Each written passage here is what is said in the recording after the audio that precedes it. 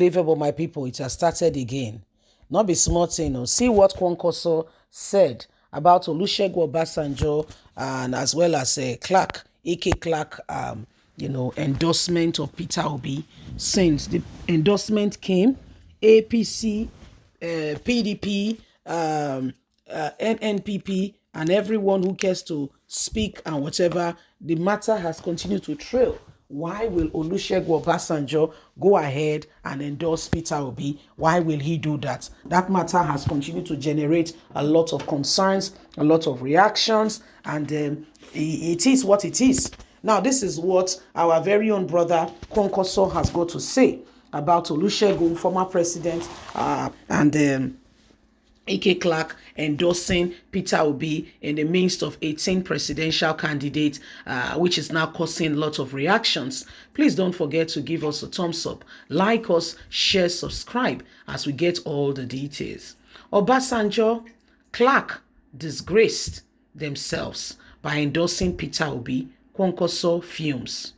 The presidential flag bearer of the new Nigerian People Party, NNPP, Rabiu Kwankwaso, has faulted the former President Olusegun Obasanjo and the leader of the Pan-Niger Delta Forum, Chief Edwin Clark, for endorsing the presidential candidate of the Labour Party, Peter Obi, ahead of 2023 presidential election. The former Kano State Governor, while reacting to the endorsement of Obi, said the two elder statesmen have disgraced themselves by endorsing Obi, as it was wrong for any person who is considered a statesman to go about endorsing candidates ahead of February 25th, 2023 presidential election in Nigeria. I want to advise our leaders, they should stop disgracing themselves. They have so much respect. We have so much respect for them. If you say you don't like me, no problem. Kwankwaso said in Benin City, Edo State, the capital, when he paid a courtesy visit to Governor Godwin Obaseki during the flag-off of his campaign in the state. Some of the people supporting and endorsing Mr. A and Mr. B, I think it is a big mistake. These are leaders I respect. There is a time in my life when you become real statesman, not a politician. And you coming out among 18 people to say you endorse one, I think is rather very selfish. I can tell you also that my candidate or party that comes out with the face of ethnicity or issue of religion, that party, that candidate, I can assure you, has failed that election before it started already. The NNPP presidential candidate, however, insisted that the endorsements were based on religious ethnic sentiment and will have no effect in the election in 2023. Who are these lots of losers, he says. So you can hear your very own brother, Rabiu Kwankwaso, is not happy. And he's not hiding it. He's not happy. He's not hiding it. He's speaking it. He's saying it as it is. We find it absurd that elder statesmen will go ahead and begin to endorse one person amongst them all. He said it is shameful. In his own perspective, he feels that they should have just remained neutral, okay, and just allow people come to them. They just advise the people, but saying that they endorse A or B, he does not find it funny at all. Saying that this is very, very shameful.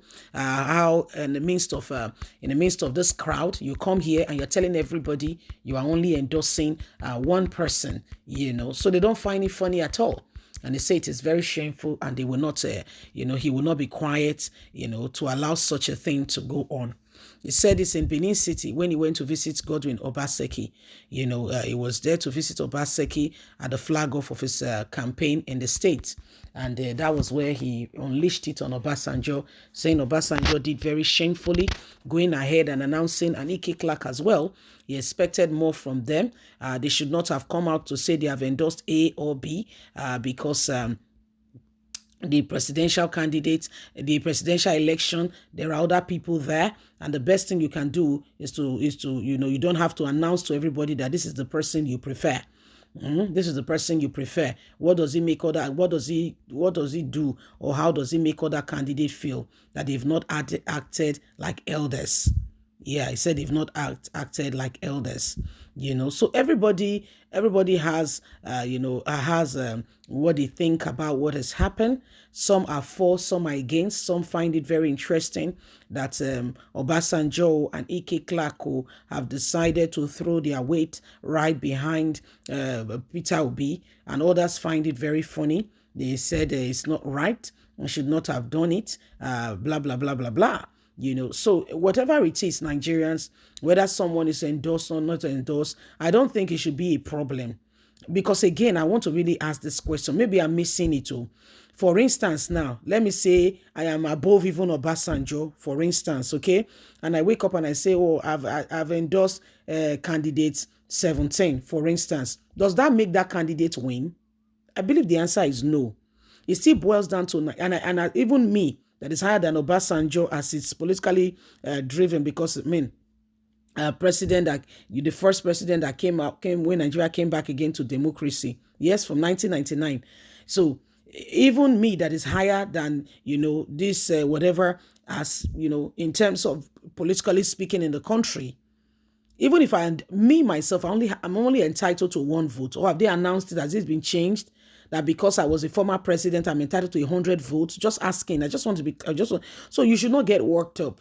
If you have dotted your I's, you have crossed your T's, and you are sure that you have made the people see, okay, that you have what it takes to deliver the nation, from the hands of the current hyenas who wants to destroy it. I don't think you should beat yourself or become sleepless over that one person is endorsed, the other person was not endorsed. I understand that it could be painful, but again, there's what we call restraint, self-control. Hold it together. And let's see, the end will justify the means, right? So there's no need to try to, get on with somebody and then, do something and, at the back and tell the other person, oh, blah, blah. I don't share that sentiment too. I don't share it. Because again, that's why I keep wondering. They say, oh, the way, now, by the way, I did not, I'm not on downplaying the fact that they can go visit, anybody. I will hear that they've gone to visit Obasanjo is good. He's an elder statesman. They've gone to visit Babangida is good. They've gone to visit Gowon is good. But how does that visit translate to the votes? I know it's good. It's good for the political that you accepted. You have seen the former leaders. You're all on the same page. They love you. They like you. But again, does it not translate to votes? That's my point. I want to understand how those things translate to votes. Because the most important thing is we know that there are people that are, loyal to them, and we listen to them because they feel that they have a best sense of judgment in terms of that area. But have any of these leaders really, really satisfied us so much so that if they point somebody to us, we'll follow that person hook, line, and sinker? You must come to that point and understand what you're doing rather than developing high blood pressure over endorsement or not endorsement. Do you understand me? Leave us a comment. Let's hear your thoughts. Please don't forget to like us, share, subscribe. God bless. Bye for now. Bye-bye.